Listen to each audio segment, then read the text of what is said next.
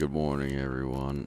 I'm drunk as fuck, and we're gonna look at Cook's Countercharge because I love this map. I love playing this map as CSA and killing all the Yankees.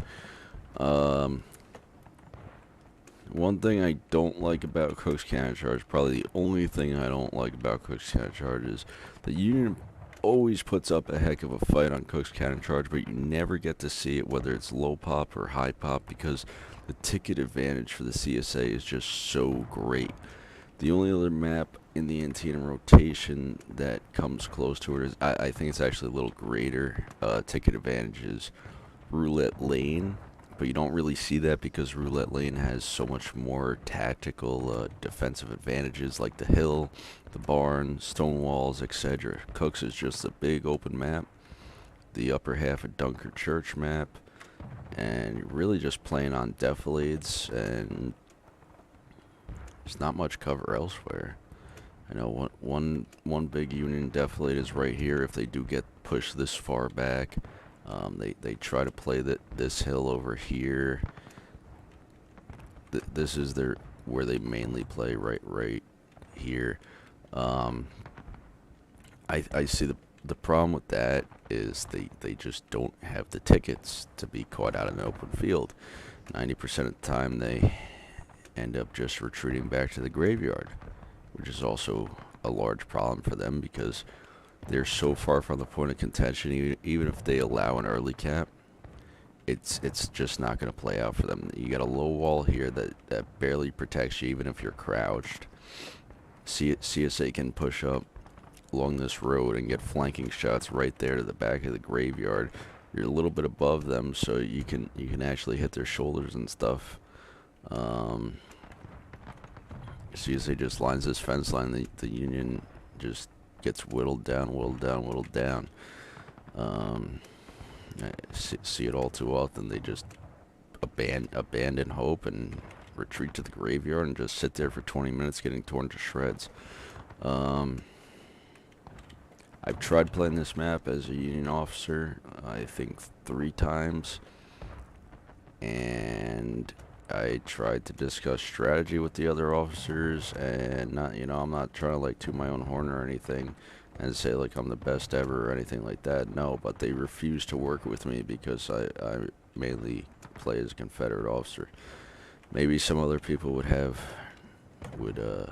work better with. I don't really know, but regardless, let's take a dive into what I think about this map from a Union perspective, from a CSA perspective, but playing as Union. So I think the main disadvantage for the Union is how close the actual infantry deployment is for CSA. You spawn them back here, North Carolina, and whatever other company spawns right here. The Union spawns up on point by that hill behind their artillery, and you get about 100 or so yards, 120, 150 yards in between the two spawns, the point spawn and the CSA infantry deployment. When I first started playing this map as officer, I would always just come to this hill and do skirmish volleys up to the top of the hill and just absolutely crush that Union from here, the left flank. Let's call it the north flank. The Union north flank, absolutely just decimate them. They just stand it on that hill and take it. And then when they get whittled down enough, you just walk through this fence right here, hop over this snake fence, stick close to this snake rail, single file, use the man in front of you as a meat shield, and then I just come right here to this defilade, and then I send a spotter up here, and if the spotter says they're running away, they're retreating, then I run the company up here and just light them up with either independent fire or a nice volley right in their rear, push them back to their spawn, and just take what I can. Each of the officers just push up slowly and take what they can, take it as it comes to them. If the Union's gonna charge, they're gonna have a huge disadvantage charging this position. 9 times out of 10 we win. You usually have a Union company there on that hill, and then a Union company behind this picket fence, and then you'll have another Union company up on top of this hill, maybe two, or maybe one there and one near the hay bales. Either way, it's a huge map. It's just like Dunkers. When the CSA splits up in 4 flanks for this huge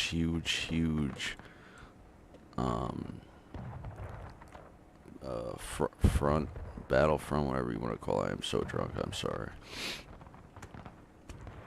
You know, you split for Dunkers Church, you split up the CSA, you throw one company there, you throw another company here, pray they don't get shredded by artillery.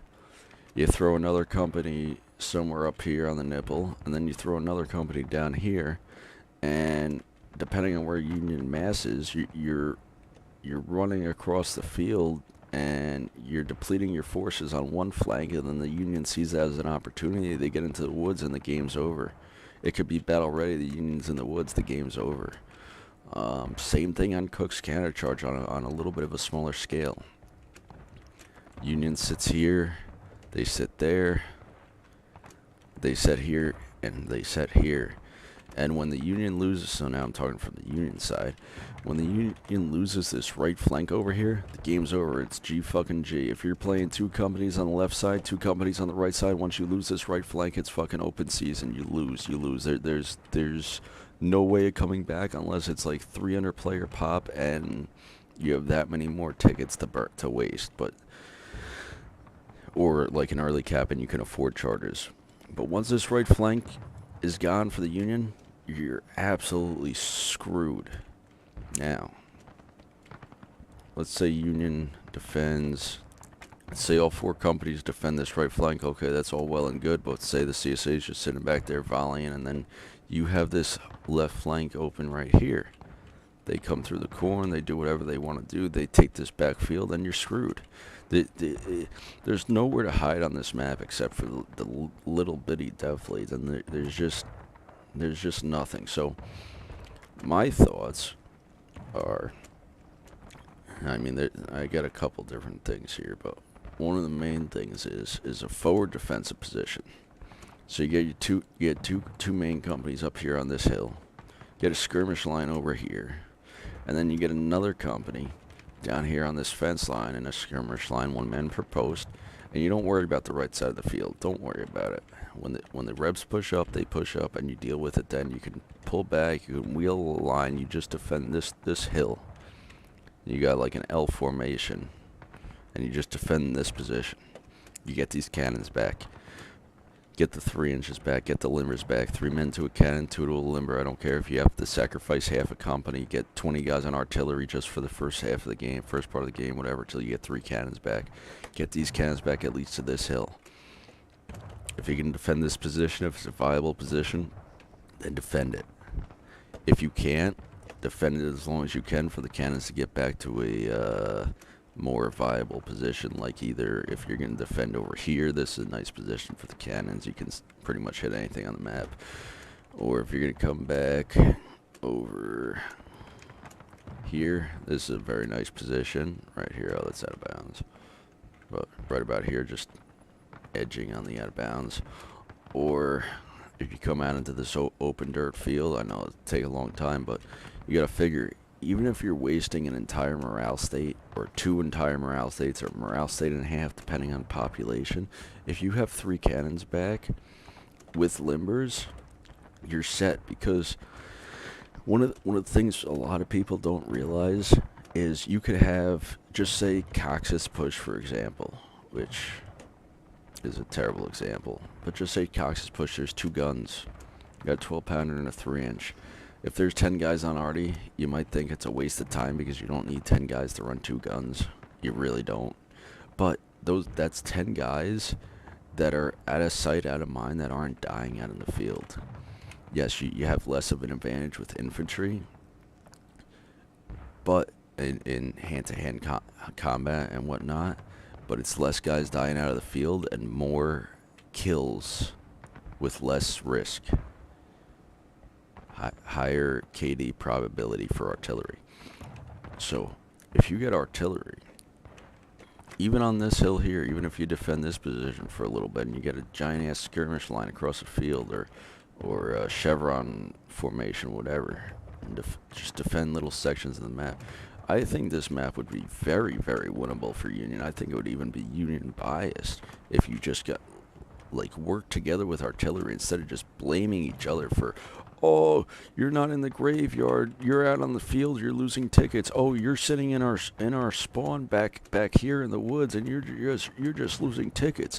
Meanwhile, the clock's running, and there's no progress because CSA is just absolutely tearing you apart. That's pretty much it. That's my little spiel for right now. Yeah. Union, if you want to win Cook's Countercharge, I really, really think you guys need to work together. Artillery needs to play a big role. You need to defend your artillery. You need to stop complaining about how artillery's costing you so many out of lines and how we lost because of artillery, because that's not the case. You lose because you get frustrated, or you're in a rush and you don't work together. You just take a step back, and if you lose a morale stage or half a morale stage, 2 morale stages, whatever it is, just getting into a good, viable defensive position, it's worth it. It's well worth it, trust me. Yeah. We do it on Burnside's Bridge. We could spend 2 morale stages pushing a cannon up to the bridge, pushing 4 cannons up to the bridge, whatever it may be, but I've seen that map won last stand to engage multiple times. Once you have a good defensive position, you're set. You're set, and just letting artillery die over and over again and running to the graveyard is not cutting it, Union. You got to do something else here. Come on. Good night. I'm gonna go have another beer and go to bed.